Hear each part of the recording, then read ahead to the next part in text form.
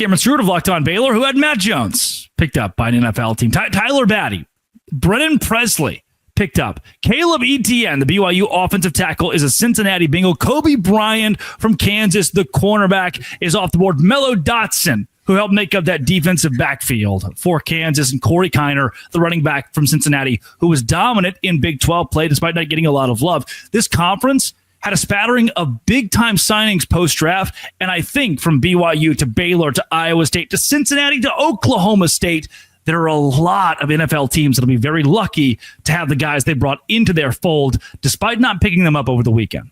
Yeah, and you know what that's a big credit to is Brett Yormark and Big 12 Pro Day. That's been it's proven to be a success over the last 2 years. You know, it's not the most hotly televised event. Neither is anybody's pro day, to be quite fair.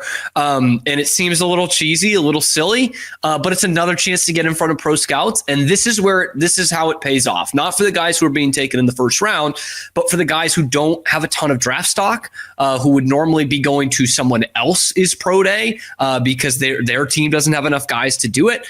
So that has paid off for a lot of these guys. I know you're a big Matt Jones fan, Matt Jones legend. It's going to be good to see him in kind of black and white again. Silver was in many classes with his now wife, actually. Shout out, Kate. Wow. Yeah. Wow. And she resisted that temptation. Incredible. What a woman. Honestly, the biggest one I thought from Baylor, one of our shared favorites, Monterey Baldwin, Sugar Bowl hero. Monorail.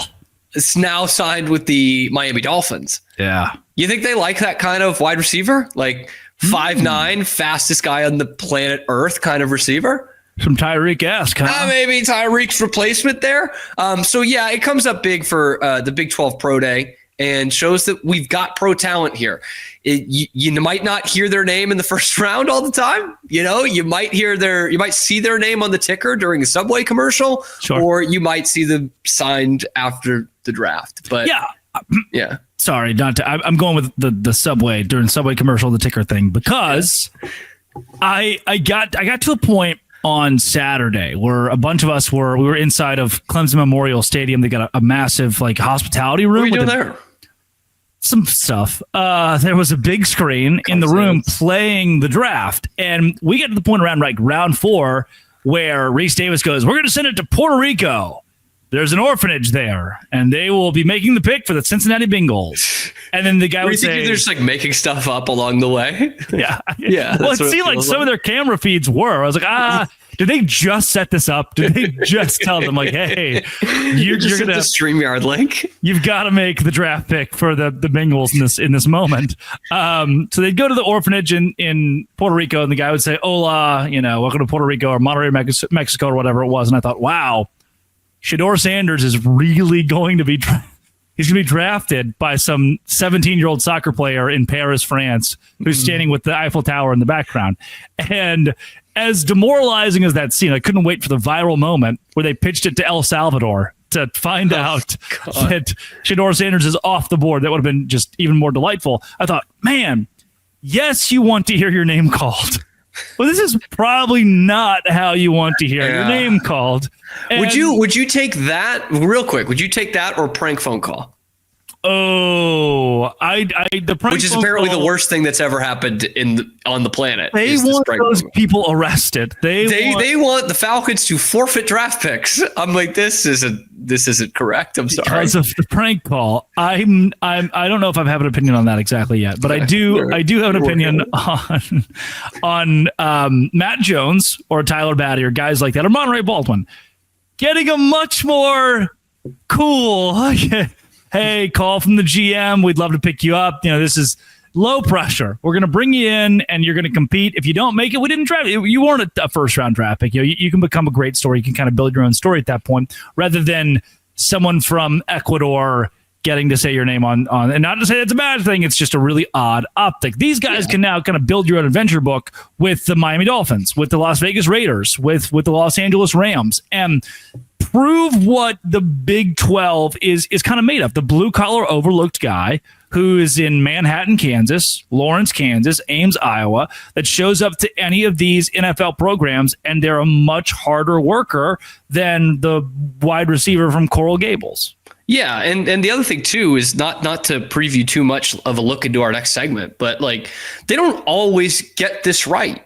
Like they drafted Rico Gathers when he was a basketball player at Baylor. He was drafted in the NFL, but every year there's a Pro Bowler who wasn't drafted. You know what I mean? And it's not always exact. And to your point up there too of, these guys who stay for a couple of years, you hear it with like wide receivers all the time, like, oh, they don't finish routes.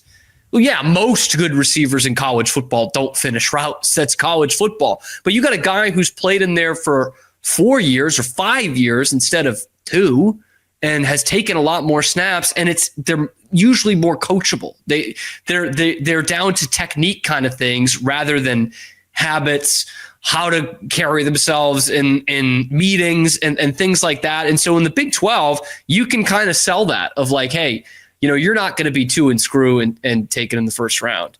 But if you develop here, as a 3-star, right? That's what a lot of the guys are that Baylor, Iowa State, Kansas are recruiting. You can come here, learn how college football is done, be here for 4 years. You're going to play some high-level football. You're going to play against the Heisman Trophy winner. You got a chance to play in the college football playoff here. And that is going to benefit you down the line, whether you get your name called during the draft or not. Whether your name is called at the Puerto Rican orphanage or you're getting the call from the general manager after the draft is over. Like, you are going to be prepared for this kind of thing. And I think it also is a benefit that, we have some dynamite coaches in this league. Like, Baylor aside, there's not a lot of coaches who are on the hot seat most years in this conference, and that does speak well to guys going to the next level. May sound odd, and maybe it is odd that we have a historic draft, 31 guys, the first time since 2005. And Ted McMillan being a top 10 draft, a couple of top 10 draft picks, having Travis Hunter come off the board at number 2 as a dynamic player that the Jacksonville GM, the 24-year-old Adderall out Jacksonville GM really is blessed and grateful to have. And their new head coach is not much better. That guy also is, he doesn't blink. He got this real doctor vibe. I'm waiting for Adam Gase to get a job on that staff. Yeah, I'm waiting for somebody like that. They're really robotic people in Jacksonville in that organization.